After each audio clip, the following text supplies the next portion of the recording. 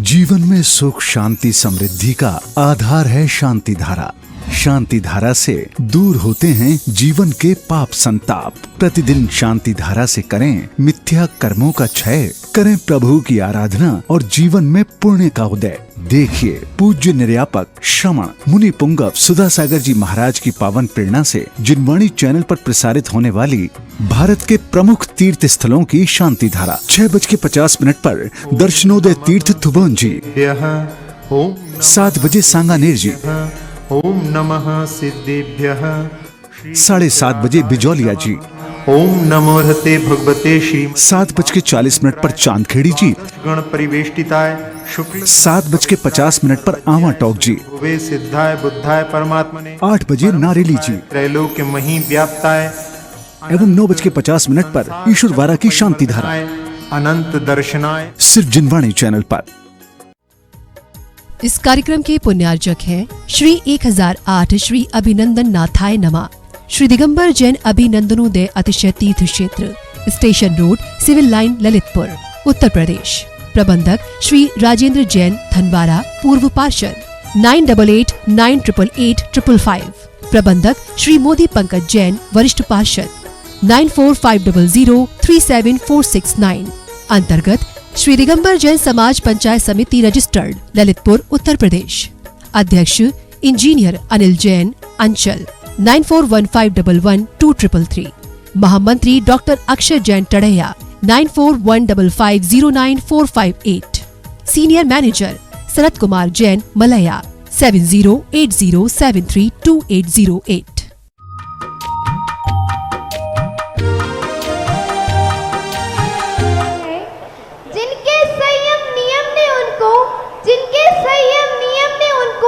निर्यापक श्रमण बना दिया, उनकी इस पीछे के आगे दुनिया की दौलत छोटी है, उनकी इस पीछे के आगे दुनिया की दौलत छोटी है।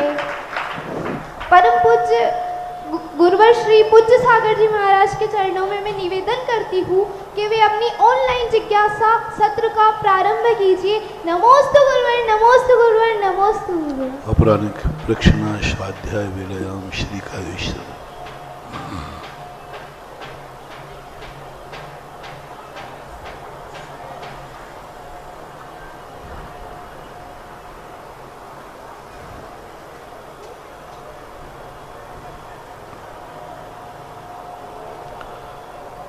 नमो अरिहन्तार्णं, नमो सिद्धार्णं, नमो आयर्याणं, नमो वज्रायाणं, नमो लोये सर्वशाहूणं।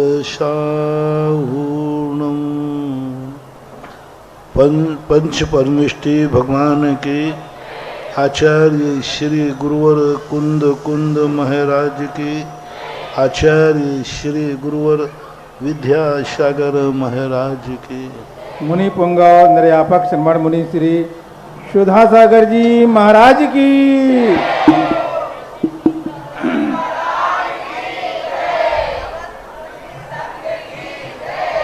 आज की प्रथम जिज्ञासा में अरविंद कुमार जैन, ललित पैलेस के पीछे, सिविल लाइन, ललितपुर, गुरुदेव के चरणों में कोट सा नमन। आपकी जिज्ञासा है रात्रि भोजन त्याग नियम और रात्रि भोजन त्याग प्रतिमा में क्या अंतर है? रात्रि भोजन त्याग तो जैन का कुलाचार। सुसागर सूर्य ने अष्टमूल गुणों में रात्रि भोजन को भी रखा है, षटपाहुर टीका में। और रात्रि भोजन की प्रतिमा के संबंध में अनेक विकल्प हैं। राई भूयण शब्द का प्रयोग शुरू में था, और राई भूयण का शब्द होता है क्योंकि सप्तम प्रतिमा ब्रह्मचर्य प्रतिमा है, तो छठी प्रतिमा में दिवा के रूप में संयम की साधना करने की बात बनती है। लेकिन जब रात्रि भोजन के संबंध में सोचते हैं तो मुनियों के प्रतिक्रमण में एक राई भोजन शब्द आता है। छठे नाम का अणुव्रत, 5 महाव्रत हैं और एक अणुव्रत जोड़ा प्रतिक्रमण में है। राई भोजन यानी रात्रि भोजन शब्द का प्रयोग किया हुआ। तो इस चीज़ों से लगता है कि रात्रि भोजन भी त्याग की प्रतिमा हो सकती है। संभवतः ये चीज़ गृहस्थ की अपेक्षा से है, क्योंकि गृहस्थ स्वयं तो नहीं खाएगा, लेकिन छठवीं प्रतिमा में वह गृहस्थ है, बाल बच्चों आदि को भी जन्म दे सकता है। छठवीं प्रतिमाधारी विवाह भी कर सकता है। विवाह करेगा तो संतान आदि की उत्पत्ति भी हो सकती है, और प्रतिमा उसकी छठी है और बालक को जन्म दे दिया उसने, तो उसको दूध पिलाएगी, उसके प्रति उसका परिणाम पिलाएगी, चला बुद्धिपूर्वक पिलाएगी। तो संभवतः इस छठी प्रतिमा तक एक गृहस्थ को ध्यान में रख करके वहाँ स्वयं नहीं खाएगी अष्टमूल गुणों में, यहाँ पर वो खिलाएगी। तो 5वीं प्रतिमा में वह इस सब कार्य करे। छठी प्रतिमा में आते ही रात्रि भोजन बच्चों को भी नहीं कराएगी, किसी भी रूप में किसी भी अपेक्षा से वह अनुमोदना भी नहीं करेगी। इसलिए छठी प्रतिमा के ऐसे 2 रूपों में समझा जाता है, फिर भी वह दोनों रूप एक विकल्प के कारण तो हैं ही। विजय कुमार जैन एडवोकेट खुरई, विश्व वंदनीय मुनि श्री सुदासागर जी महाराज जी चरणों में कोटि सा नमन। आपकी जिज्ञासा है कि कई बार हमसे लोग कहते हैं कि आपको प्रवचन सुनने का व्यसन हो गया है, हम आपके प्रवचन बहुत सुनते हैं। तो महाराज जी इनका कहना है कि पुण्य तो ये प्रवचन सुनना तो पुण्यवर्धक क्रिया है, स्वाध्याय के अंतर्गत आता, परम तब भी है, तो फिर भी लोग ऐसा क्यों बोलते हैं? धर्म यदि विषण बन जाए तो पूज्यवर वीरसेन स्वामी महाराज ने और वसुनंदी महाराज श्रावकाचार्य में कहते हैं कि तुझे व्यसन ही बनाना है तो धर्म का विषण बना, ध्यान करने का विषण हो जाए, स्वाध्याय का विषण हो जाए, ये तो अभाग्य है। स्वाध्याय की लत पड़ जाए, पूजा की लत पड़ जाए, प्रवचन की लत पड़ जाए, जैसे व्यक्ति शराब आदि की लत पड़ जाती, नहीं बनता है तो तड़पता है, ऐसा ही प्रवचन न मिले और तुम तड़प जाओ तो समझ लेना तुम्हारा बेड़ा पार होने वाला है। तो व्यसनी अभिषेक नहीं मिला, भगवान के दर्शन नहीं मिले तो देव दर्शन का नियम वाला तड़पता है, भूखो रह जाता है, खाते ही नहीं। जैसे एक शराबी व्यक्ति को शराब नहीं मिले तो तड़पता है, रोटी भोजन उसको कुछ रुचता है। ऐसा ही सम्यक दृष्टि जीव को यदि देव दर्शन का नियम है और वो विषण के रूप में आ गया तो वो तड़पता है, भूखा रह जाता, उपवास कर लेता है, भगवान का दर्शन नहीं तो भोजन भी नहीं। ये बहुत अच्छी, जिस व्यक्ति को धर्म की क्रियाओं का विषण लग जाए समझ लेना उससे अच्छा इंसान कौन होगा। आवश्यक कहो विषण कहो एक ही बात, आवश्यक है ये तो होना ही चाहिए, तो ये कोई बुरी बात नहीं है, अच्छी बात है। कोई तुम्हें कहे विषण कि तुम्हें प्रवचन सुनने का विषण हो गया तो तुम अपने आप को धन्यवाद मानना, मेरा जीवन धन्य हो गया। शुभ्रा जैन तेल वाले सरोज, गुरुदेव के चरणों में कोटि सा नमन। आपकी जिज्ञासा है, मैं पाठशाला की छात्रा हूँ और आपके प्रवचन सुनकर 6 साल की उम्र से रात्रि भोजन का तथा फास्ट फूड आदि का त्याग कर दिया है, लेकिन सुनो तो आगे, भूख लगती है तो रात में तिली रचिरा ले सकते हैं क्या? भाई अन्न में आएगा क्या? देखो मैं हाँ तो कहूँगा नहीं और ना कहूँगा नहीं। ना इसलिए नहीं कहूँगा क्योंकि तुम्हारे अनाज का त्याग है, और हाँ इसलिए नहीं कहूँगा कि मैं तो चाहता हूँ कि पानी भी छूट जाए। इसलिए शास्त्रों में छूट की चर्चा नहीं है, पुरुषार्थों में जितना तुमने त्याग किया है उसके लिए आशीर्वाद, और जितना नहीं त्याग किया है उसके लिए मैं छूट तो मैं तुम्हारी तरफ से नहीं कहूँगा। यदि तुमने अनाज का त्याग किया है तो आप ये ना पूछ करके थोड़ा दूसरे ढंग से पूछते कि मैं खा सकती हूँ कि नहीं, तो उत्तर मिलेगा कि नहीं। और तुम पूछते हो कि तिल और राजगिर अनाज में आते हैं कि नहीं। हाँ, यही पूछा है। तो यदि इतना ही पूछते तो उत्तर मिल जाता है नहीं आते। इसका अर्थ क्या हो गया? आगे मत बढ़ाना, देखो समझ गया। अनाज में नहीं आते क्योंकि तिल, ये दो चीजें, काष्ठ और तिल, ये दो प्रकार की स्थितियां हैं। तो काष्ठ में आते हैं ये राजगिर है, धना है, जीरा है, ये सब काष्ठ रूप में आते हैं। ये अनाज के अंतर्गत नहीं है। धना, जीरा, धनिया, मिर्ची, ये सब अनाज में नहीं है। और एक तिलहन कहलाते, तिल, तिल में मूंगफली है, तिल्ली है, ये सब क्या होंगे? ये उसमें आएंगे नहीं, मतलब अनाज में नहीं आएंगे। अजित जैन, शिवरार्थी, मुनि पुंगव, सुधा सागर जी गुरु मांगरोल, गुरुदेव के चरणों में कोटसा नमन। आपकी जिज्ञासा है कि आप शिवरार्थी जब थे तो उस समय घर आने के बाद पत्नी का प्रश्न रहा, विवाह रूप परिणामों में पुण्य को क्यों लिया? पुण्य तो अपनी प्रकृति है, स्वभाव है।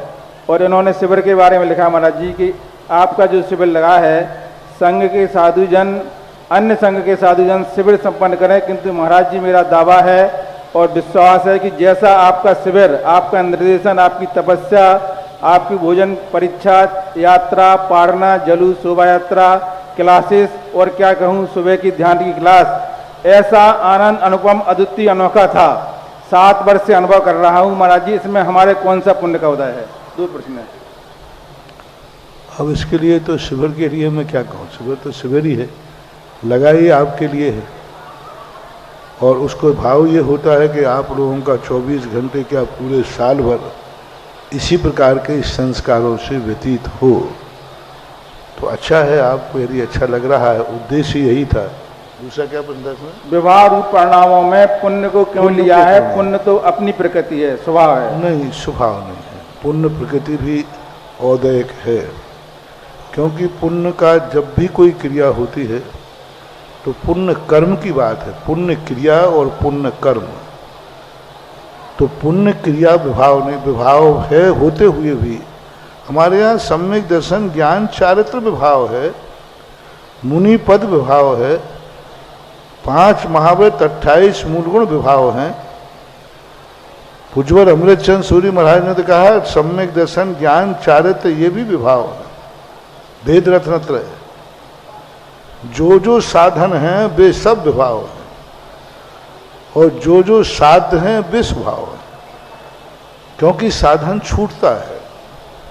मुनिव्रत छूटेगा तभी अरहंत सिद्ध बनेंगे, सिद्ध बन पाएंगे, 28 मूल गुण शांत हो जाएंगे। तो विभाव की जैन दर्शन में परिभाषा है, पर निरपेक्ष जो परिणाम है वही स्वभाव है। पुण्य चूंकि पर सापेक्ष है, पुण्य की क्रिया हमेशा कोई ना कोई फल की अपेक्षा रखती ही है, इसलिए पुण्य को हम स्वभाव नहीं कह सकते, विभाव ही है।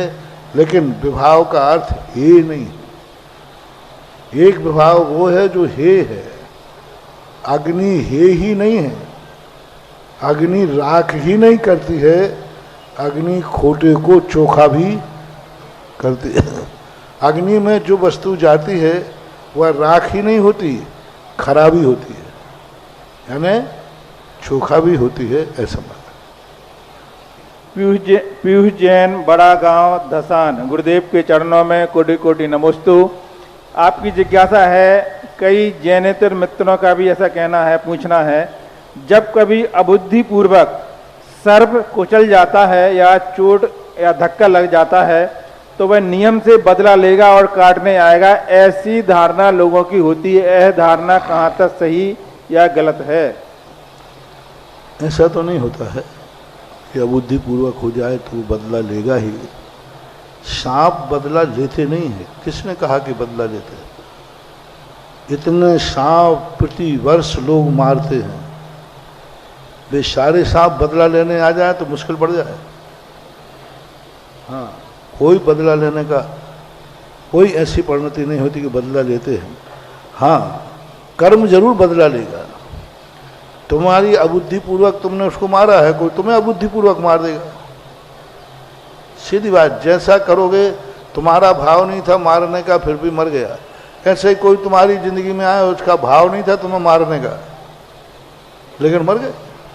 वो गोली चला रहा था, एनसीसी का कैडेट था, और वो तुम्हें लग गई, वो कह देगा साहब मेरा भाव नहीं था, जैसे तुमने कह दिया मेरा भाव नहीं था।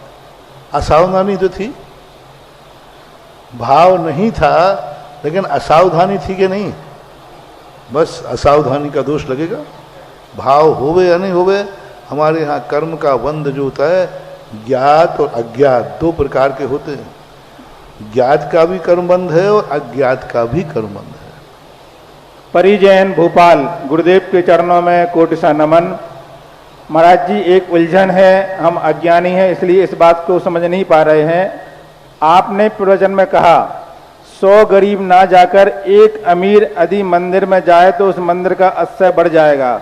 जैन धर्म भावना प्रधान है, तो हम गरीब सच्ची भावना से भरकर जाएंगे तो क्या अक्षय नहीं बढ़ेगा? फिर हम गरीबों की भावना का कोई महत्व नहीं है। हम ऐसा कौन सा पुण्य करें कि इसी जन्म में अमीर हो जाए और मंदिर का अक्षय बढ़ा सकें? तो तुम गरीब हुए क्यों पहले ये बता दो, बस बाकी हम बातें हम सब निपटा देंगे।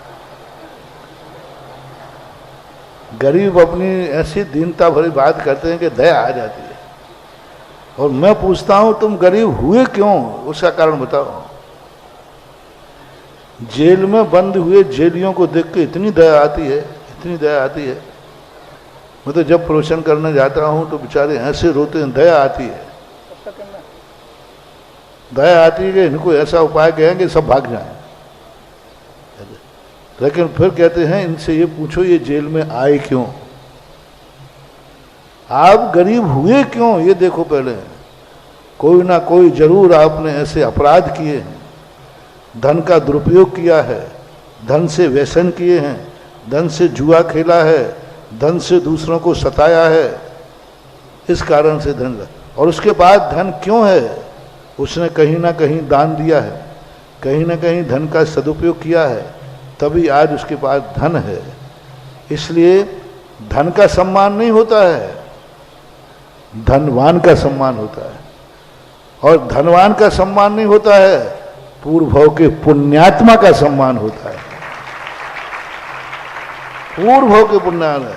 परीक्षा में जो पास हुआ, अच्छे नंबर लाया, तो कोई कम नंबर वाला विद्यार्थी कहता है इसी का सम्मान हो रहा है, मैं भी तो विद्यार्थी हूं।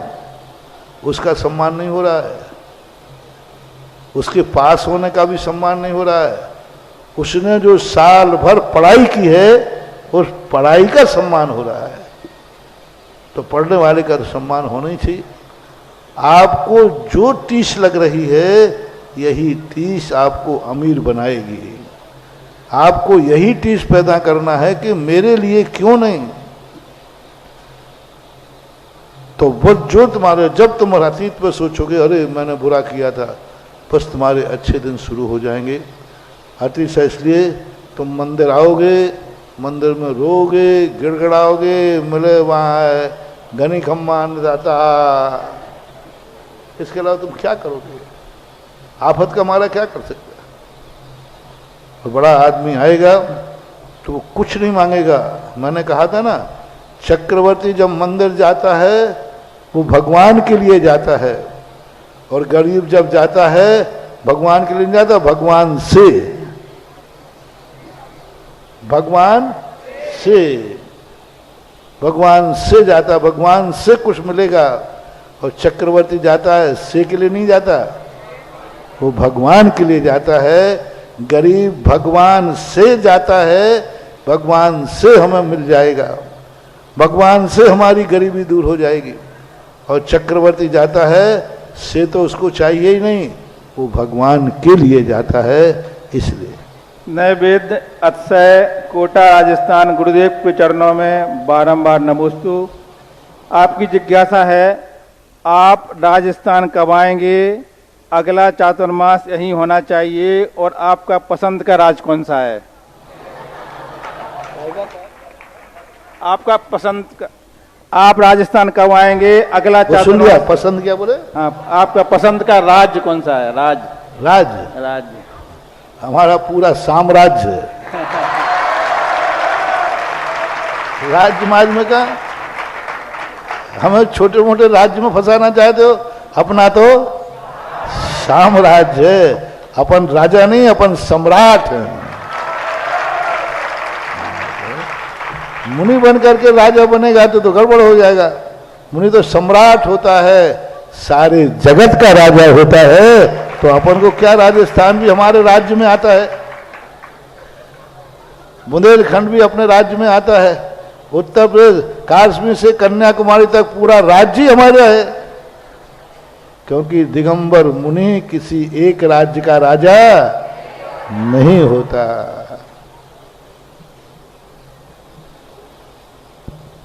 ये साक्षात श्रमण शिव का धाम इनमें है, जो सब में नहीं वो बात इनमें है। ये साक्षात श्रमण शिव का धाम इनमें है, जो सब में नहीं वो बात इनमें है। तुम इन्हें जैनियों का तीर्थ मत समझो, सच पूछो तो चारों धाम इनमें है, सच पूछो तो चारों धाम इनमें है।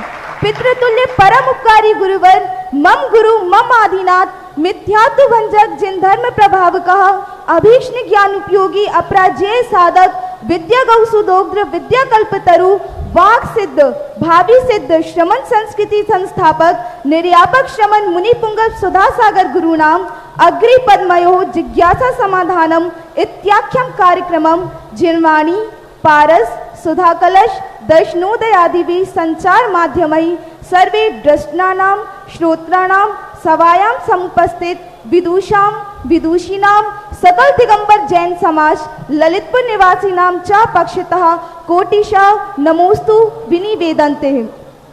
अयि भो मान्यः श्री दिगंबर जैन श्रमण संस्कृति संस्थानस्य तत्वाधाने समायोजितस्य श्री समयसार शिक्षण प्रशिक्षण शिविरस्य प्रसारणं प्रातः सार्धपञ्चवादनात् सप्तवादनां यावत् मध्याह्ने च सार्धद्विवादनात् चतुर्वादनां यावत् जायमानम् अस्ति। तत्र आमन्त्र्यन्ते समयसार अमृतस्य पानाय आचार्य कुन्दस्य प्रतिनिधित्वम् आवहन्ति निर्यापक श्रमण राजः मुनि पुंगव सुधा सागरः। तर्हि विलम्बः मा भवतु, अस्मिन् महायज्ञे समयसारात् समयसारं विजानन्तु। अस्तु तावत् नाधिकं चर्चे प्रथम जिज्ञासयै आमंत्रये। विद्वत भैया अभिषेक जैन गुवारा, शास्त्री तृतीय वर्ष। इसके पश्चात तैयार रहें शास्त्री रीतिका जैन तृतीय वर्ष। ओम परम पूज्य निर्यापक श्रमण मुनि पुंगव सुधा सागर जी महाराज के चरणों में समस्त संस्थान परिवार की ओर से त्रिवार नमोस्तु नमोस्तु नमोस्तु। महाराज श्री, हमारा प्रश्न है, श्री कुंडलपुर जी तीर्थ क्षेत्र सिद्ध क्षेत्र है, लेकिन दर्शन करने जाते हैं तो वह सिद्ध क्षेत्र, वहाँ से जो मुक्ति को प्राप्त हुई है उनके कहाँ चरण हैं, क्षत्रिय है, ये कुछ समझ में नहीं आया। कुंडलपुर जी, कुंडलपुर के संबंध में कोई तीर्थंकर के चरण तो वहाँ है नहीं। तीर्थ अंतिम एक अननुबद्ध केवली हुए श्रीधर केवली, उनके मोक्ष जाने के लिए त्रिलोक प्रणति में कुंडल गिरौ शब्द का प्रयोग किया है। श्रीधर केवली का स्थान कुंडल गिरी है, गिरौ। अब कुंडल गिरी कुंडलपुर के संबंध में अनेक प्रकार की बातें हैं। कुछ वर्ष पूर्व वहाँ स्थापना की गई थी, अब उसकी स्थिति एक निश्चित स्थान तो है नहीं, अब निश्चित स्थान उनका मालूम भी नहीं, तो अब उनके लिए कह नहीं सकते, लेकिन कुंडल गिरौ शब्द का प्रयोग किया गया। नमस्ते।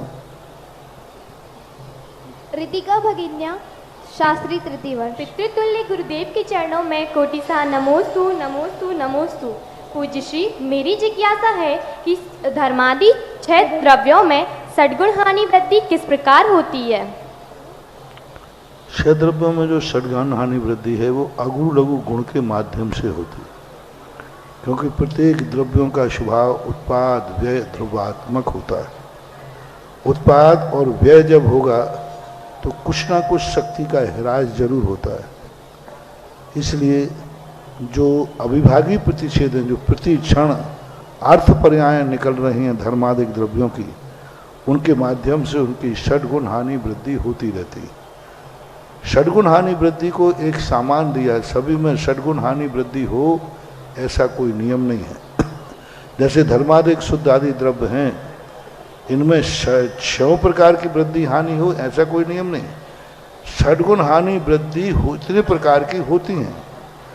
अब कौन से द्रव्य में किस समय कौन सी हानि वृद्धि हो रही है, 6 ही सभी द्रव्यों में एक समय में एक साथ 6 ही षड्गुण हानि वृद्धि हो ऐसा कोई नियम नहीं है। किसी की अनंत होती है, किसी की अनंत भाग होती है। शुद्ध द्रव्यों की जो भाग होती है वो अनंत रूप ही रहती है, जैसे सिद्धारण भगवान वगैरह हैं।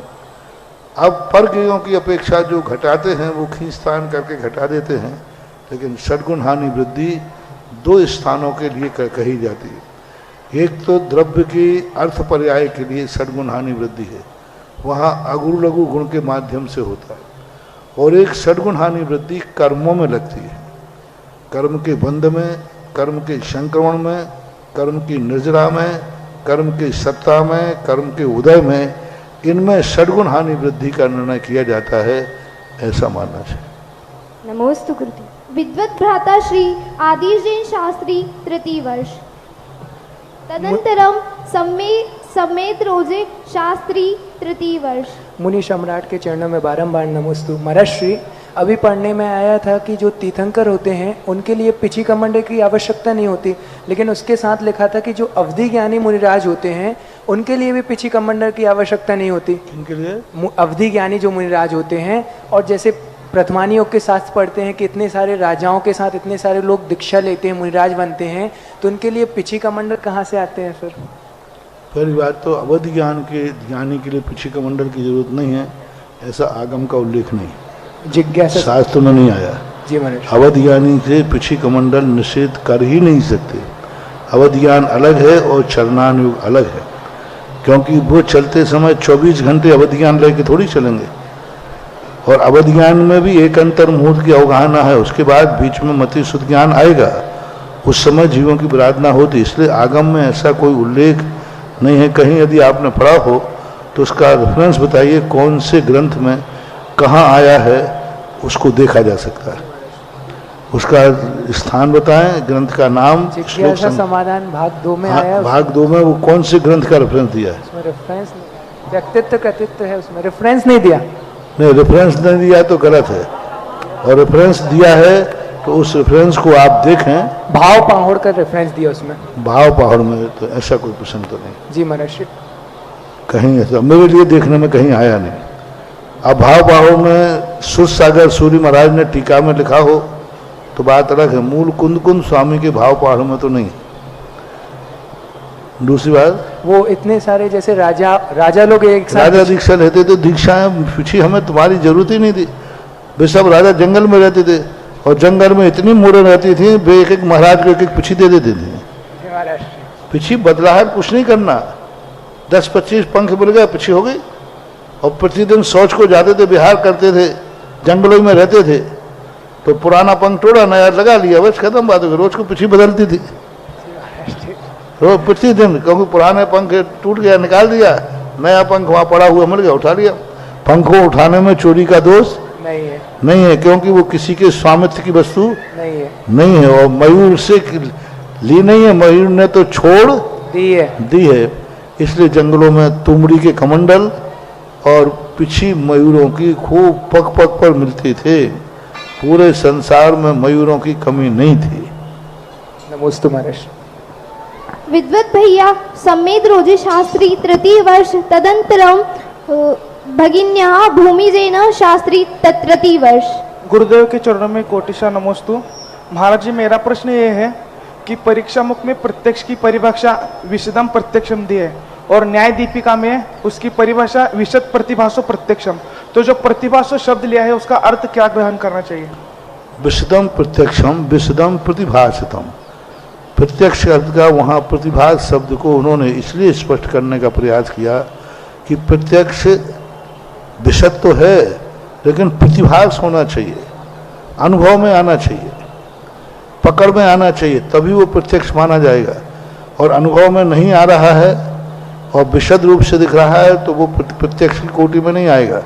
जैसे आँख खुली है तो आँख सबको देख रही है, लेकिन देखने के बाद दिख रहा है सब, लेकिन उसको अनुभव में नहीं आ रहा है।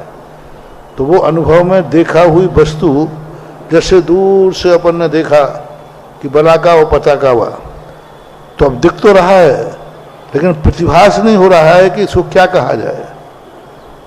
तो प्रत्यक्ष जब वो प्रत्यक्ष की कोटि में नहीं आएगा, क्योंकि अभी संदेह में है। प्रत्यक्ष का अर्थ है जैसा दिख रहा है वैसा वह अनुभव में आवे, वैसा ही निर्णय होवे कि हाँ यही ही है। इसलिए विशद को प्रतिभास के साथ खुलासा करने के लिए जोड़ दिया गया है। विदुषी बहन भूमि जैन, तदंतरम ब्रह्मचारिणी दीदी सरिता जैन सिलवानी। मेरी गुरुवर के चरणों में त्रैवार नमोस्तु नमोस्तु नमोस्तु। गुरुवर, मेरी जिज्ञासा यह है कि जो नाम 24 तीर्थंकरों के भरत क्षेत्र में होते हैं, क्या वही नाम ऐरावत क्षेत्र में भी होते हैं? नहीं, वहाँ के नामों का उल्लेख वैसे मूल शास्त्रों में ज़्यादा देखने में नहीं आया, लेकिन यहाँ के नामों से भिन्न होते हैं। कोई नाम मैचिंग भी कर सकते हैं, लेकिन यथावत हो ऐसा कोई नियम नहीं। नमोस्तु गुरुवर। ब्रह्मचारिणी दीदी सरिता दीदी, तदंतरम भाई विद्वत भैया इंद्र जैन। परम पूज्य दे मुनीन्द्रेभ्यो चरण कमलेभ्यो कोटिशः नमोस्तु। महाराज जी, किसी ने कहा है कि चावल जब कुमकुम में मिलता है तो माथे पर चढ़ता है, और दाल में मिलता है तो खिचड़ी ही बनती है। बस ऐसे ही आपके आशीष की सुखद छांव तले, वरदानी छांव तले, अभिसिंचित पुष्पित पल्लवित ये जो बगीचा देख रहे हैं, जिसको देख करके अपूर्व आनंद की अनुभूति हो रही है, और आपके द्वारा दिए गए समीचीन ज्ञान को पाकर के ये अपने ज्ञान को सिर्फ देश में ही नहीं विदेश में ही फैलाएंगी, देंगी प्रकाश को। तो ऐसा बगीचा हमेशा पुष्पित और वृद्धि को प्राप्त होता रहे। अब हमारी जिज्ञासा है महाराज जी कि गुरु और शिष्य का ऐसा कौन सा संबंध होता है? पूर्व जीवन का होता है अथवा वर्तमान का होता है, या फिर कि कब कैसा होता है, और आगामी काल में ऐसा क्या उपाय किया जाए कि जब तक हम सबको मोक्ष की प्राप्ति नहीं होती है तब तक यह चरण सानिध्य हमेशा मिलता रहे। भावना तो ऐसी है कि आचार्य गुरुदेव का शमोशरण हो और आप उसमें गणधर प्रविष्टि के रूप में रहें और हम सब भी वहाँ पर उपस्थित रहें और फिर मोक्ष की प्राप्ति को प्राप्त करें। नमस्ते महाराज जी। पहली बात है कि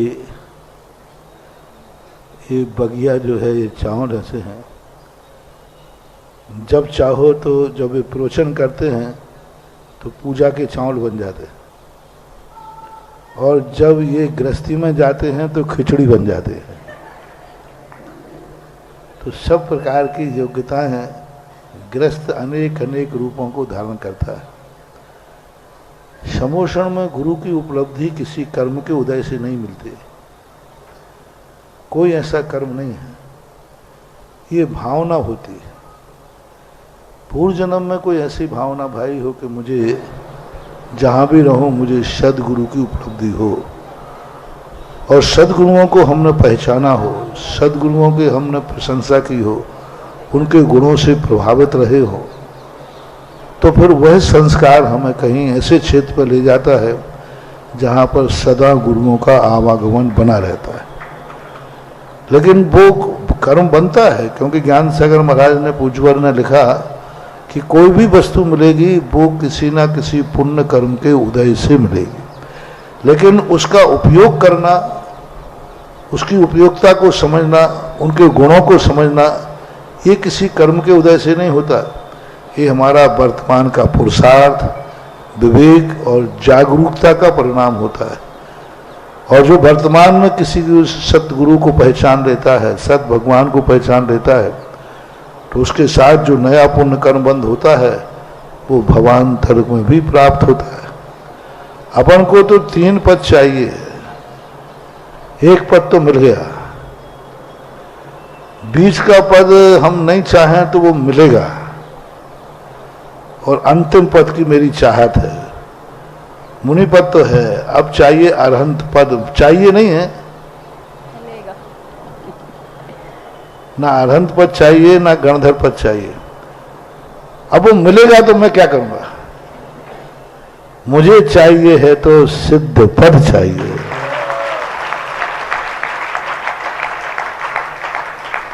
एक पद कारण रूप से है और एक पद कार्य रूप में है, क्योंकि बिना मुनि मुद्रा के मोक्ष हो ही नहीं सकता। तो ये तो कारण रूप से अनिवार्य है और वो साध्य रूप से अनिवार्य है। बीच के जो हैं सब पुरस्कार हैं। नमस्ते। जिन्होंने भक्ति कलश की स्थापना की थी वो अपनी राशि लेकर के आए हैं। सुरेंद्र कुमार, श्रीमती सुमन जी, सौरभ, डॉक्टर प्रियंका, उत्कर्ष, आदविक, दिवाकर, समस्त दिवाकर परिवार।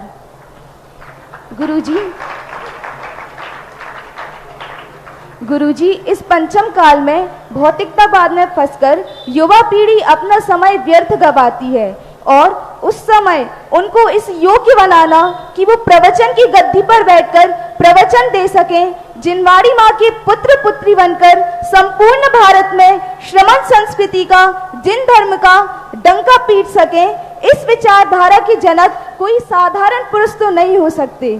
तो ऐसी असाधारण सोच के जनक, असाधारण संत मुनि पुंगव श्री 108 सुधा सागर महाराज, जिनकी प्रेरणा से श्रमण संस्कृति संस्थान का बीजारोपण हुआ और 25 वर्षों में यह बट वृक्ष के रूप में पल्लवित हो गया। और उसी बट वृक्ष की एक शाखा संत श्री सुधा सागर बालिका छात्रावास। गुरुजी, इस बट वृक्ष के बागवान तो आप ही हो, क्योंकि मेरे गुरु वो रवि हैं जो हम कीचड़ में पड़ी हुई कलियों को कमल का रूप दे रहे हैं। जिन लोगों ने इसमें सूर्य का प्रकाश, पानी, खाद इत्यादि रूप में अपना योगदान दिया है, उन सभी दानदाताओं का बहुत बहुत आभार एवं धन्यवाद। विदुषी बहन गरिमा जैन, इसके पश्चात तैयार रहे विद्वत भैया सचिन जैन शास्त्री। परम पूज्य मुनिषी के चरणों में त्रिवार नमोस्तु नमोस्तु नमोस्तु।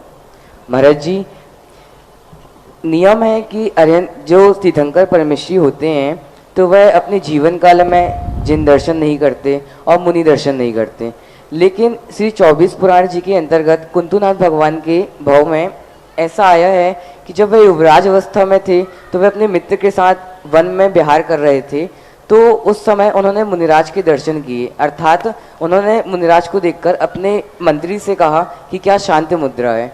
तो फिर इससे हमें क्या समझना चाहिए?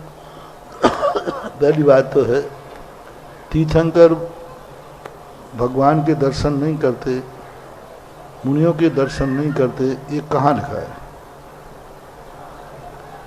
कहाँ है? नहीं करते, ये कहीं नहीं लिखा है। उनके भाव कभी ये नहीं आते कि मैं दर्शन नहीं करूं, कभी मन में भाव ही नहीं आते कि दर्शन करूं। दोनों में उनकी पुण्य प्रकृति ऐसी विचित्र होती है कि वो ऐसी स्थितियों का नियोग ही नहीं मिला पाते। उनके भाव नहीं आते कि मंदिर है, मैं मंदिर के कर्म ही उनको ऐसे रास्ते से ले जाता है कि वो मंदिर की स्थिति पड़ती नहीं। उसका मूल कारण है कि मंदिर और भगवान और गुरु किस लिए चाहिए? कर्मों के क्षय के लिए। किस लिए चाहिए? मोक्ष के लिए। किस लिए चाहिए? सम्यक दर्शन के लिए। वो सब उनके पास है। जब जरूरत ही नहीं है उनको, तो फिर उनके लिए जिस पर्पस से गुरु और देव की उपलब्धि जरूरी है, वो पर्पस उनके पास पहले से हल है। इसलिए स्वभाव से ही ऐसी परिणति होती है, उनका ऐसा नहीं। मुनिराज को यदि देख लिया हो तो वो आंखें बंद नहीं करेंगे, आंखें बंद नहीं करेंगे। देख लिया, ठीक है, शांत मुद्रा है, वो समझ रहे हैं, जान रहे हैं, परम मुनि मुद्रा है। अब वो नमस्कार नहीं करना है, मैं तीर्थंकर हूँ, ऐसा भाव उनको आता नहीं, परिणाम ही नहीं बनते। उनकी जो भी क्रिया होती है सहज और सरल रूप से होती है। विदुषी बहन गरिमा जैन शास्त्री, इसके पश्चात तैयार रहें विद्वत भैया सचिन जैन शास्त्री। पितृतुल गुरुवर के चरणों में त्रिवार नमोस्तु नमोस्तु नमोस्तु। हे गुरुजी, हमारी जिज्ञासा यह है कि अनंतानुबंधी कसाई की विसंयोजना किस प्रकार की होती है? अनंतानुबंधी की विसंयोजना जब व्यक्ति द्वितीयोपम सम्यक दर्शन प्राप्त करता है अथवा छायक सम्यक दर्शन प्राप्त करता है, तब अनंतानुबंधी कसाय के द्रव्य को अन्य कसाय के रूप में परिणत कर देता है। अपने संपूर्ण द्रव्यों को जितना भी अनंत, वो सब उसमें, क्योंकि इन दोनों अनंतानुबंधी की सत्ता बनी रहेगी तो छायक सम्यक दर्शन नहीं होगा। छायक सम्यक दर्शन प्रत्याख्यान अप्रत्याख्यान संजुनन की सत्ता में होता है। छायक सम्यक कसाय से रहित नहीं है। 3 चौकड़ी अभी उसके पास हैं, लेकिन अनंतानुबंधी की चौकड़ी यदि सत्ता में है तो वो छायक सम्यक दर्शन प्राप्त नहीं कर सकता। इन 2 प्रसंगों में अनंतानुबंधी की विसंयोजना होती है, ऐसा मानना चाहिए। नमोस्तु गुरु। विद्वत भैया सचिन जैन शास्त्री, इसके पश्चात तैयार रहें विदुषी बहन निकिता जैन शास्त्री। हे गुरुवर नमोस्तु। मेरी जिज्ञासा है कि जब केवली भगवान लोक पूर्ण समुद्घात करते हैं उस समय संपूर्ण लोक में आत्मा के प्रदेश फैल जाते हैं, तो वह प्रदेश हमारे शरीर से भी टकराते हैं, तो हमें उसका अनुभव क्यों नहीं होता? नहीं हो सकता, क्योंकि वो अरूपी हैं प्रदेश, और आपकी आत्मा भी अरूपी है। तो वो यहाँ से गुजरते हैं, टकराते हैं, नियम से टकराते हैं, लेकिन वो हमारे को एहसास नहीं कराएंगे, क्योंकि एहसास कराने में हमें तो कितने जीव हमारे शरीर में से आ रहा जा रहा है, उन्हीं का हमें एहसास नहीं होता। इसलिए वो अमूर्तता और सूक्ष्म होने के कारण हमारी पकड़ में नहीं आएंगे। लेकिन आ रहे, हो सकता है इस समय भी कोई केवली समुद्घात कर रहा हो, तो कर रहा हो, क्योंकि आज यहाँ रात है, कहीं ऐसा केवल ज्ञान हो रहा हो अभी और हो रहा हो तो क्या बात है। विदुषी बहन निकिता जैन शास्त्री, इसके पश्चात तैयार रहें विद्वत भैया सौरभ जैन शास्त्री। परम पूज्य गुरुवर के चरणों में बारंबार नमोस्तु नमोस्तु नमोस्तु। महाराज श्री, जाति और काय में क्या अंतर है? जाति और काय में, जाति और काय में क्या अंतर है? जाति काय में, काय और जाति, प्रश्न कैसे समष्टि बैठा लो? जैसे एक इंद्रिय जाति, दो जाति, इंद्रिय, एक इंद्रिय जाति, 2 इंद्रिय जाति। हाँ, तो 2 इंद्रिय जाति हैं, ये इंद्रिय की अपेक्षा है, काय शरीर की अपेक्षा है। काय में उनका औदारिक शरीर, वैक्रियक शरीर, आहारक शरीर, ये काय कहलाते हैं। और उन काय की जो पहचान है, इंद्रियां, नाक कान अलग है, काय अलग है, इंद्रिय अलग है, इंद्रिय नाम कर्म अलग है, औदारिक काय योग अलग है, अंगोपांग नाम कर्म योग अलग है। यानी शरीर का आलम्बन लेकर के जो इंद्रियां अपना कार्य करती हैं वो इंद्रियां हैं, लेकिन दोनों की पृथक रचना है, पृथक स्वरूप है, पृथक कार्य है। नमस्ते गुरुदेव। विद्वत भैया सौरभ जैन शास्त्री, इसके पश्चात तैयार रहें विदुषी बहन दृष्टि जैन शास्त्री। अस्माकं गुरु पितृतुल्य परम पूज्य निर्यापक श्रमण मुनिपंगा 108 सुधा सागर जी महाराज के चरणों में कोटिसा नमोस्तु नमोस्तु नमोस्तु। महाराज श्री, अभी जिज्ञासा समाधान भाग 1 में एक प्रश्न आया था जिसमें जिज्ञासा थी रुद्र के संबंध में। तो रुद्र का वर्णन चल रहा था, तो 9 रुद्र के बारे में पढ़ा था, जिसमें 2 रुद्र के नाम आए थे। एक नाम आया था भीम और बलि, तो उसमें लिखा था कि ये दोनों नरक गए।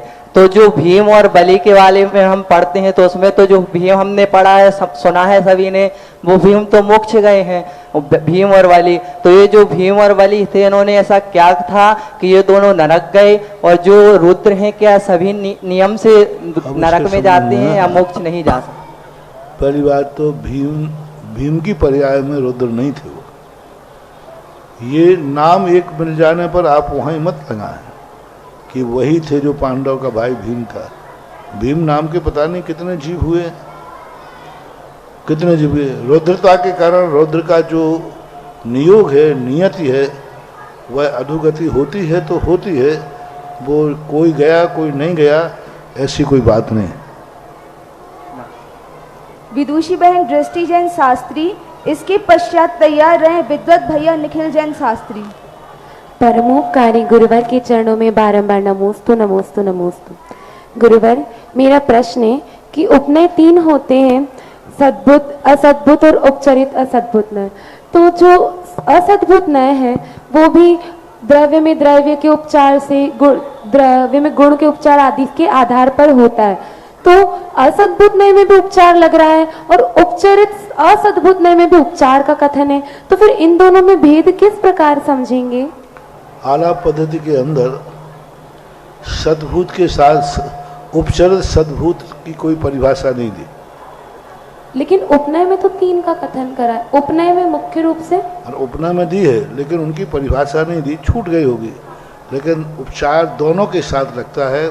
सद्भूत के 2 भेद, उपचरित अनुपचरित, और असद्भूत के भी 2 भेद, उपचरित और अनुपचरित। तो दोनों के दोनों अपने व्यवहार में काम में आते हैं। अध्यात्म ग्रंथों में भले ही हों, लेकिन व्यवहार में हमें इन सबसे संबंध बनाना पड़ता है। हमें पर पदार्थ को अपना कहना ही पड़ेगा कि ये मकान मेरा है, ये परिवार मेरा है, ये वस्तु मेरी है। इसके बिना व्यवहार नहीं चल सकता। इसलिए असद्भूत उपचार नय कहलाता है। इसमें जिज्ञासा क्या है? तो गुरुजी, जो उपचरित असद्भुत व्यवहार नय है, तो उन दोनों में अंतर क्या है? जैसे वहां पर असद्भुत नय के लिए अलग से है ना, उन्होंने बताया। किसमें अंतर? असद्भुत नय और उपचरित असद्भुत नय, ऐसा। अनुपचरित असद्भुत नय, जैसे बोलो अनुपचरित असद्भुत और उपचरित असद्भुत। असद्भुत नहीं, असद्भूत सामान्य है, असद्भूत संज्ञा सामान्य है।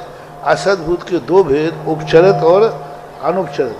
तो उपचरित किसे तो स्पष्ट पृथक रूप से अलग वस्तु दिख रही है, फिर भी ये कहना ये उपचरित हुआ।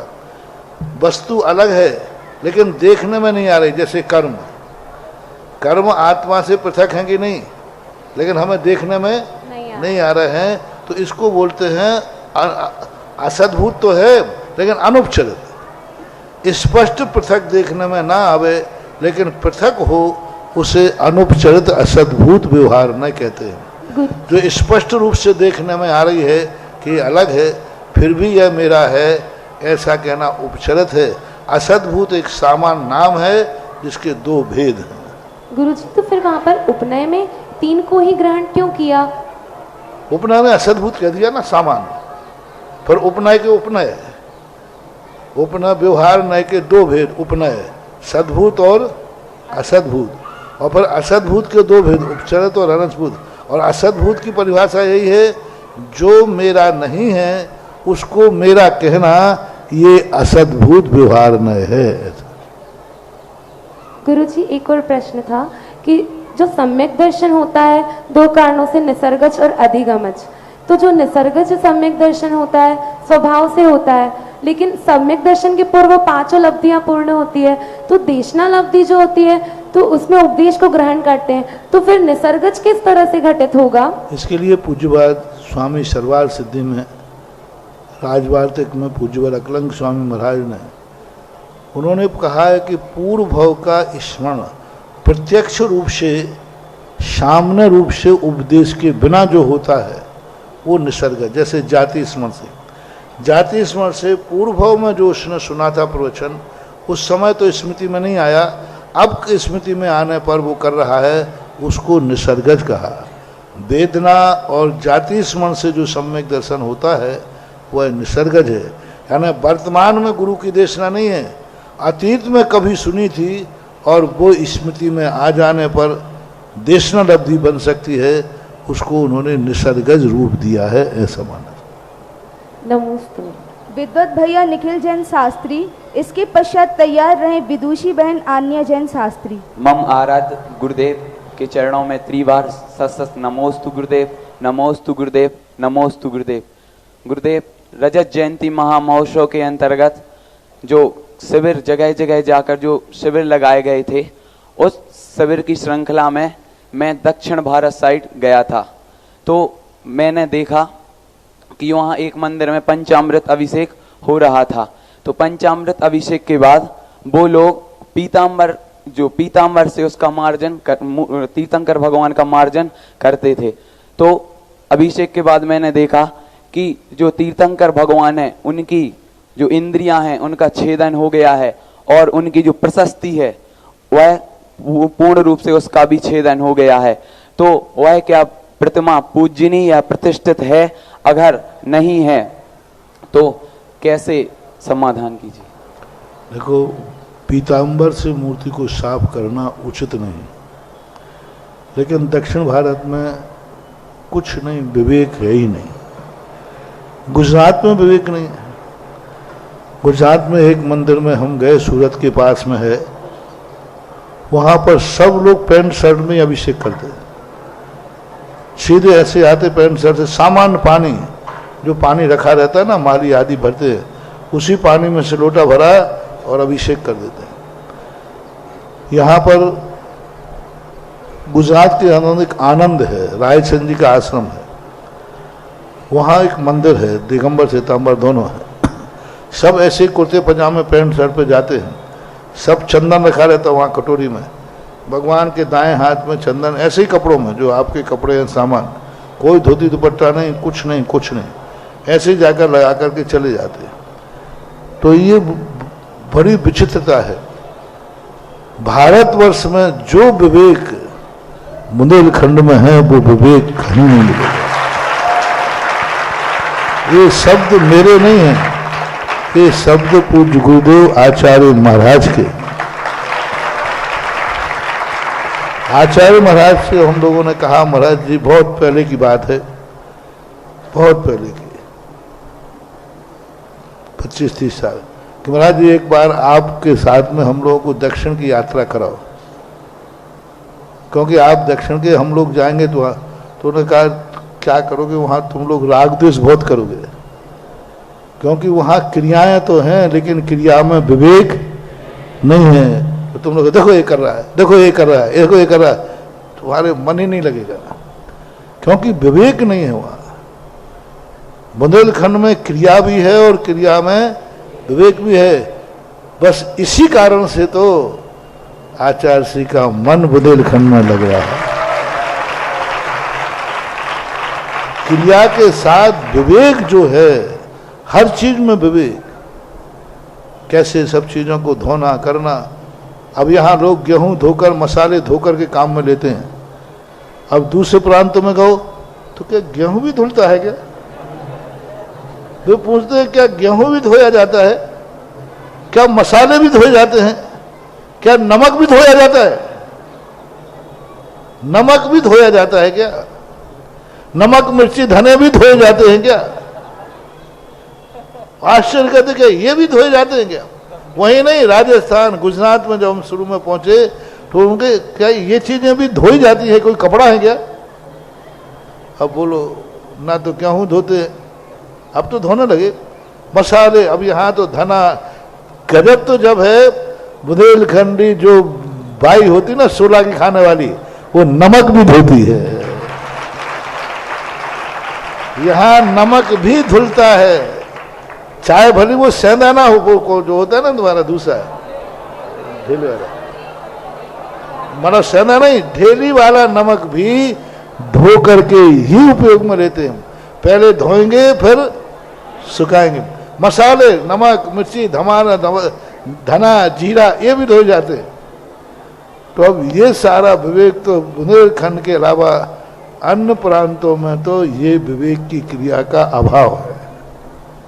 तो अब वहाँ है तो है, वहाँ बहुत सारी चीजें हैं, और क्या करोगे। नमोस्तु गुरुदेव, नमोस्तु। विदुषी बहन आन्या जैन शास्त्री, इसके पश्चात तैयार रहे विद्वत भैया अंश जैन शास्त्री। परम पूज्य निरापक श्रमण गुरुदेव के चरणों में तय कालिक त्रिबार नमोस्तु नमोस्तु नमोस्तु। गुरुदेव, हमने आलाप पद्धति में पढ़ा कि जो सामान्य स्वभाव होता है द्रव्य के, उनमें अभव्य स्वभाव और अभव्य स्वभाव ये द्रव्यों में सामान्य रूप से घटते हैं। तो यहाँ पे भव्य स्वभाव और अभव्य स्वभाव का क्या अर्थ है और हम कैसे घटित कर सकते हैं? अभव्य स्वभाव और भव्य स्वभाव का स्वभाव ही तो है, किसी कर्म के उदय से थोड़ी आया है। ये अनादि अनंत काल से कुछ जीवों में अभव्यत्वपना पड़ा है और किसी जीव में भव्यत्वपना पड़ा है। भव्यत्व का अर्थ है जो सम्यक दर्शन आदि प्राप्त करने की योग्यता रखता है, अभव्य जो इनकी योग्यता नहीं रखता है। तो ये किसी कर्म से नहीं, अनादि अनंत काल से स्वतः ही होते हैं, इसलिए उनको स्वभाव में ले लिया।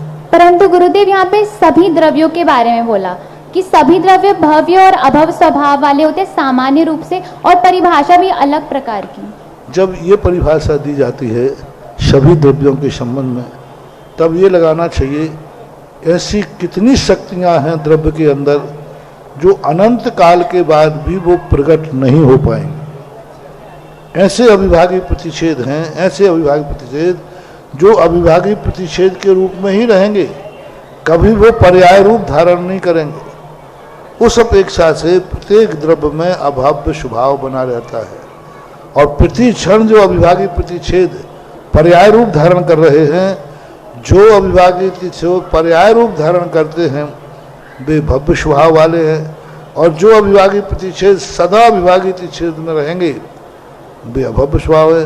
प्रत्येक द्रव्य में ऐसी शक्ति है, अनंत काल के बाद भी अविभागी प्रतिषेध ज्यों के त्यों पड़े रहेंगे। इस अपेक्षा और धर्म अधर्म आकाश काल द्रव्य में भी लगाना, उनमें भी है, उनमें भी, क्योंकि प्रतिसमा जो पर्याय निकल रही है उसमें भव्यत्व है, और जिनकी पर्याय नहीं निकली है, नहीं निकलेगी, उनमें अभव्य है, उनमें भी लगा। नमोस्तु गुरु। विद्वत भैया अंश जैन शास्त्री, इसके पश्चात तैयार रहे निर्मला जी जैन चौरई। पूज्य मणिद्वय के चरणों में बारंबार नमोस्तु। महाराज जी, ऐसा सुनने में आता है कि जो तीर्थंकर होते हैं उनके शरीर से कभी किसी को हानि नहीं होती, ना किसी जीव से उनको हानि होती। क्या यह बात सत्य है या असत्य है? क्या तीर्थंकर जो बालक रहते हैं उनके जीवन काल में उनके शरीर से न किसी जीव को हानि पहुंचती है, न किसी जीव उनके शरीर पर हानि पहुंचा सकता है। यदि ये सत्य है तो फिर हम जो पढ़ते हैं पार्श्वनाथ भगवान के ऊपर बहुत उपसर्ग हुए, तो फिर ये कैसे घटित होगा? पहली बात तो है उनके शरीर को हानि पहुंचाने का अर्थ क्या? प्राण नहीं लेंगे लेकिन दुख तो दे सकते। गृहस्थ अवस्था में, मुनि अवस्था में जब तक रहते हैं तब तक उनको दुख दिया जा सकता है, उनको परेशान किया जाता है। महावीर के कान में कील ठोक दी, शुपार्शनाथ भगवान पर उपसर्ग हुआ, तो ऐसा नहीं है कि उनके शरीर को दुख नहीं पहुंचाया जाता। प्राणघात नहीं होगा, उनकी अनवरत आयु नहीं होगी, वो पूरी आयु जिएंगे, लेकिन उनके शरीर को दुख नहीं दिया जाए। उनको चोटियाँ लेंगे तो दुख नहीं होगा, कांटा चुभाएंगे तो दुख नहीं होगा, अग्नि से जलाएंगे तो दुख नहीं होगा, होगा बराबर दुख होगा, तकलीफ भी होगी उनको। अब वो सहन कर लेते बात अलग है, इसलिए उनको होता है। और गृहस्थ अवस्था तक दूसरे जीवों को उनसे बाधा भी होती है, उनके पैर के नीचे से चींटी मर सकती है, उनके बैठने उठने में जीवों का घात हो सकता है, ऐसा कोई निषेध नहीं। हाँ, मुनि बनने के बाद उनको चारण आदि प्राप्त हो जाने के बाद फिर मात पैरों से आदि से जीव नहीं मरेंगे, लेकिन टकरा के जीव तो फिर भी मर रहे हैं। मान लो कोई वायु का जीव आकर के महाराज के शरीर से टकरा गया, वो ब्राह्मणा को प्राप्त होगा, उनके शरीर के द्वारा स्पर्श करने पर ब्राह्मणा के प्राप्त होगा। तो ये तो सब दूसरे जीव भी बाधित होते हैं, स्वयं भी बाधित होते हैं। बस प्राण घात की बात जो आई है वो मात उनके चलने फिरने उठने बैठने में, मुनि बनने के बाद फिर घात नहीं होता, ग्रस्त अवस्था में तो होता है। महाराज जी, अब जो हम सुनते हैं पार्श्वनाथ भगवान और शपार्श्वनाथ भगवान का, तो कई कई जगह हम ऐसे देखते हैं प्राचीन प्रतिमाएं रहती हैं, उनमें शपार्श्वनाथ भगवान के ऊपर फण लगा है और चिन्ह स्वस्तिक का है, तो किस अपेक्षा से किस पर? शपार्श्वनाथ भगवान पर उपसर्ग हुआ ना, यहाँ पर जो पार्श्वनाथ पे है उपसर्ग निवारण किया है धर्म। वहाँ एक देव ने सांप बन के उपसर्ग किया था, सर्प बन करके उन पर उपसर्ग किया था, और उसी उपसर्ग में उनको केवल ज्ञान हो गया था। यहाँ बचाते हुए का सर्व है और वहाँ उपसर्ग का सर्व है। नमोस्तु। निर्मला जी जैन चौरई, इसके पश्चात तैयार रहे विद्वत भैया पारस जैन।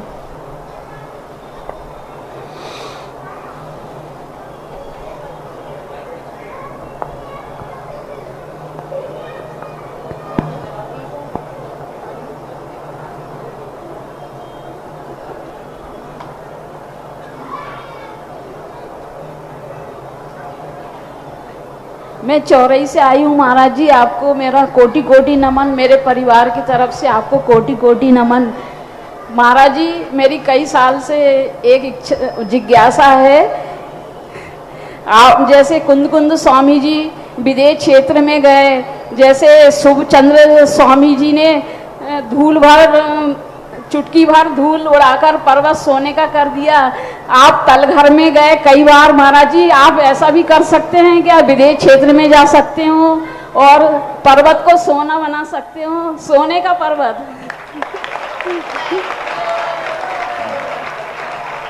महाराज जी, आप ये कर सकते हो तो जरूर करके बताइए।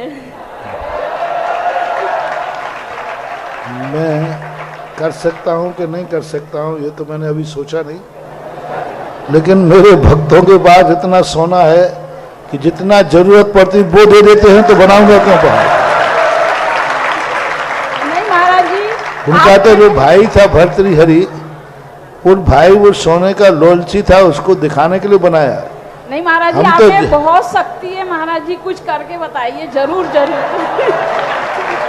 मैं क्यों करूं, व्यर्थ में क्यों करूं बताओ? विदेश क्षेत्र जाके क्या करूंगा? विदेश क्षेत्र चला जाऊंगा तो वहां से अब कब तो संस्थान का ये तो कितना काम हो रहा है तो और इस शरीर के साथ विदेश क्षेत्र जाने से कोई फायदा नहीं है, बैरंग लौटना पड़ेगा। महाराज जी, आपके भी कई शास्त्र मिल जाएंगे ना महाराज नहीं जी? मिलेंगे, कुछ नहीं मिले। कुंद कुंद स्वामी जो गए उनको तुरंत बैरंग लौटना पड़ा, तुरंत, क्योंकि वहाँ हमारी चर्या बन ही, वहाँ की हवा, वहाँ का वातावरण, वहाँ की सब स्थिति मैचिंग नहीं करेगी। विदेश क्षेत्र जाऊंगा तो विदेश क्षेत्र में जन्म ही लूंगा ना, यहाँ से दूसरे राज्य से दूसरे राज्य में जाना एनओसी लेना पड़ेगी। अब दुनिया में रास्ते में दुनिया भर के धन पद, आप कहाँ से आए साहब, कौन है साहब, कौन खाना तलाशी ले? इससे अच्छा है विदेश क्षेत्र में ही जन्म लेंगे और वहीं से मोक्ष आए, तो ऐसी दशा बात हो अलग है। ओम शांति, स्वामी जी ओम शांति। विद्वत भैया पारस जैन शास्त्री, इसके पश्चात अंतिम जिज्ञासा के लिए तैयार रहे विदुषी बहन अंजलि जैन शास्त्री। मम आराध्य गुरु को बारंबार नमोस्तु नमोस्तु नमोस्तु। महाराज जी, पर्युषण पर्व में हमें संस्थान द्वारा जिस समाज में भेजा गया था, वहां पर एक ही पात्र में कई सारी प्रतिमाओं को रखकर अभिषेक करते थे। तब मैंने वहां पर बोला कि ऐसा करने से श्री जी की विराधना होती है। तब उनका सवाल था कि यदि ऐसा करने से विराधना होती है, तब हम एक ही गीली अंगोछी से सभी प्रतिमाओं का मार्जन करते हैं, तो इससे भी विराधना होती होगी, तो इससे हम क्या करें? और मेरी दूसरी जिज्ञासा मार्जन करते समय, तो मार्जन करते समय क्यों करते हो? एक थाली में अलग अलग करो ना। एक ही थाली नहीं, एक ही गीली अंगोछी से और प्रतिमा का प्रक्षाल करते हैं यदि, तो क्यों पहुंचते हो? ये तुम्हारा दोष है। घर में सबके शरीर को पहुंचने की टावल अलग अलग है, भगवान का ये क्या लगा जा रहा है? और महाराज जी, नहीं पहुंचना चाहिए। अब लोग पहुंचते हैं तो क्या करें, नहीं पहुंचना चाहिए। और हमें इस प्रकार समाज की जो चर्या है उसमें हमें ऐसे बीच में कुछ बोलना चाहिए कि नहीं? जो समाज की दैनिक क्रिया रहती है उसके बीच में हमें उनको टोकना चाहिए कि नहीं? आप लोगों को नहीं बोलना तो अच्छा है, क्योंकि वो समझने वाले हैं नहीं। राग द्वेष और होंगे, दोष वादे चमोन्यम, इनके लिए समझाओ मत, समझ करके अपने आप को समझा लो बस। और ऐसी विपरीत क्रियाओं को आपको उलझना नहीं है, विरोध करना नहीं है, समर्थन करना। विरोध करने से विसंवाद होगा और समर्थन करने से स्वयं के सत्स्वरूप का आसाधना होगी। तो उन्होंने कहा भाई ठीक है, आप कोई अपन तो उसको समझाओ जो व्यक्ति कहे साहब पंडित साहब मैं समझना चाहता हूँ, मुझे सच्चा स्वरूप बनाओ, तो समझा देना। और जो क्रियाएं करने वाले हैं इनको समझाओ मत, क्योंकि समझाने से सीख जाको दीजिए ताको सीख सुहाए, और सीख जो दीनी बान रही घर चिड़िया को जाए। थोड़ा समझा के देख लो, जैसे वो ग्रहण लग जाए बोले भाई साहब करो, लगे रहो मुन्ना भाई, अपने आप को साइड में कर लो। नमोस्तु। विदुषी बहन अंजलि जैन शास्त्री। मेरे आराध्य गुरुवर के चरणों में मेरा बारंबार नमोस्तु नमोस्तु नमोस्तु। महाराज श्री, मेरी जिज्ञासा है कि जो सिद्ध सलाह के नीचे जो 12 योजन स्थान खाली है उसे क्या कहते हैं और वह खाली क्यों है? क्या? जो सिद्ध सलाह के नीचे 12 योजन खाली है, आकाश स्थावर पंच स्थावर जीव भरे पड़े। 12 योजन के बीच में और अनंत अनंत जीव भरे हैं। पंच स्थावर, पृथ्वी का है, जल का है, आदि पंच स्थावर उस बीच में भरे हैं। खाली देवों से खाली है, जीवों से खाली नहीं। कागद लागे किरकिरो सुरमा सहा न जाए, जिन नैनन में गुरु आप बसे दूजा कौन समाए। जिन नैनन में गुरु आप बसे दूजा कौन समाए। गुरुवर, हम सभी बहनों की जिज्ञासा है। आपने एक बार जिज्ञासा समाधान में बोला था कि जो विद्वत्ता के गुण हमारे भैया लोगों में है, वो विद्वत्ता के गुण अभी बहनों में आना बाकी है। तो गुरुवर, हमारा मार्गदर्शन कीजिए कि वो विद्वत्ता गुण हम में कैसे प्रस्फुरित हो। नमोस्तु गुरुवर, नमोस्तु गुरुवर, नमोस्तु गुरुवर। कालेन पच्यते विद्या, इनको 25 साल की परंपरा मिली है, तुम्हें 5 साल की मिली है। जिस दिन तुम्हें 25 साल हो जाएंगे, ये पीछे हो जाएंगे, तुम लोग आगे हो जाएंगे। तुम्हें 25 साल का संस्कार मिला है। 7 साल नहीं, 25 संस्कार तो 25 से मिले, परंपरा से, सीनियर के बाद। ये तो अमरवेल की समान, इनको तो कुछ मिला ही नहीं आगे। तुम्हारे लिए तो कोई ना कोई पुराना मिलते ही गया। कोई नहीं मिले तो पंडित जी मिले, बेनारा जी मिले, शीतल जी मिले, जो पुराने छात्रावास में पढ़े हैं बनारस में, वहाँ छात्रावास में उन्होंने शास्त्र किया, इनके आचार्य साथ किया। तुम्हें कोई ना कोई शास्त्री मिलते गए, इनको तो कोई शास्त्री नहीं मिले। जय जय तो कोई ऐसे शास्त्री नहीं मिले, ऐसी महिलाओं में कोई महिलाएं नहीं मिली जिन्होंने पूर्व में शास्त्रीय आचार्य किया हो और पूर्व में वो हॉस्टल छात्रावास में रहे हों और वो किसी स्कूल में धर्म की बातें पढ़े हों। तो अब तुम्हारा मामला ध्यान रखना, पक्ष तो इधर ही जाएगा। उसके बावजूद भी 5 साल में भी इतना अध्ययन कर लिया है, आगे इनकी भी परंपरा बन जाएगी। और कुछ नहीं, अभी तुम्हारी बराबरी नहीं कर रहा हूं मैं, तुम्हारे ज्ञान में उनके ज्ञान में अंतर है। तुम जो 5 साल में सीख के निकल रहे हो, वो 5 साल में इनका इतना ज्ञान नहीं है। कारण है तुम्हारे पास पढ़ाने वाले हैं, इनके पास अभी वो पढ़ाने वाले नहीं थे जो तुम्हारे पास। कितने बड़े बड़े, अब शीतल जी कोई कम पढ़े लिखे हैं, बेनारा जी और भी जो तुम्हारे छाया पढ़ाते हैं, तो ये सब पढ़े लिखे हैं। अब इनके पास ऐसा शास्त्रीय आचार्य किए हुए कौन से लोग पढ़ाने वाले हैं? हाँ, जुगाड़ सिस्टम से अभी पढ़ा रहे हैं। लेकिन फिर भी ठीक है, शुरुआत में ऐसा ही होता है।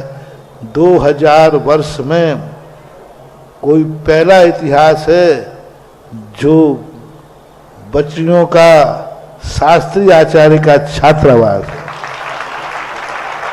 और 2000 वर्ष क्यों कहूँ, मुझे तो पुराणों में भी नहीं मिला कि कहीं बच्चियों का भी गुरुकुल होता था। आपके शास्त्रों में आपने कहीं पढ़ा? बच्चों का तो गुरुकुल पढ़ा है, लेकिन बच्चियों का ना गुरुकुल पढ़ा, ना कोई शास्त्रीय आचार्य की घटना है कि कोई ऐसा है कि फलाने यहाँ शास्त्रीय आचार्य बच्चियां करती थीं। ये ना जाने कितने बड़े इतिहास में इनकी ये शुरुआत है। और विश्वास है कि एक दिन ये वट वृक्ष बन करके और आगे जाकर के बहुत बड़ा काम होगा। वो तो उसी दिन देख लिया था जिस दिन आशीर्वाद दिया था। कारी गुरुवर के चरणों में नमोस्तु नमोस्तु नमोस्तु।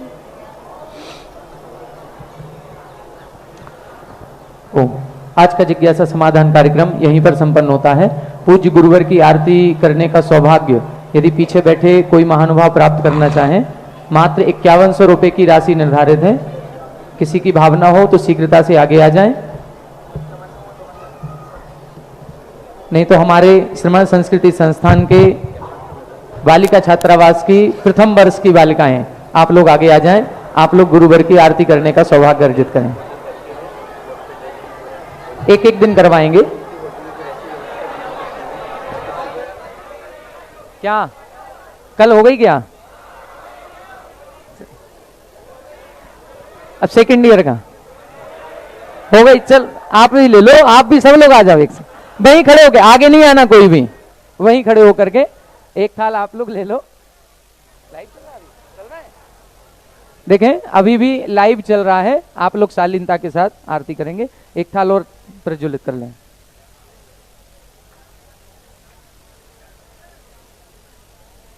प्ले करें, आरती प्ले करें।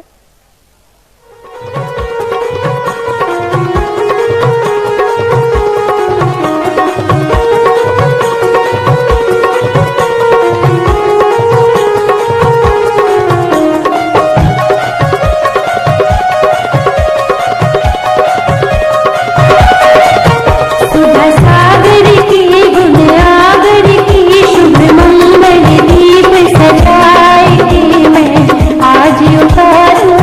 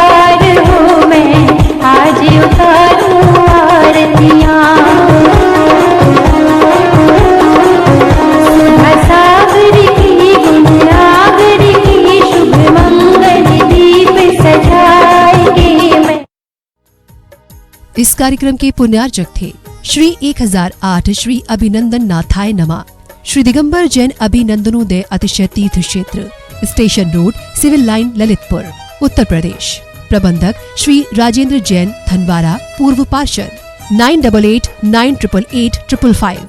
प्रबंधक श्री मोदी पंकज जैन, वरिष्ठ पार्षद, 9450037469। अंतर्गत श्री दिगंबर जैन समाज पंचायत समिति रजिस्टर्ड, ललितपुर, उत्तर प्रदेश। अध्यक्ष इंजीनियर अनिल जैन, अंचल, 9415112333। महामंत्री डॉक्टर अक्षय जैन टड़ैया, 9415509458।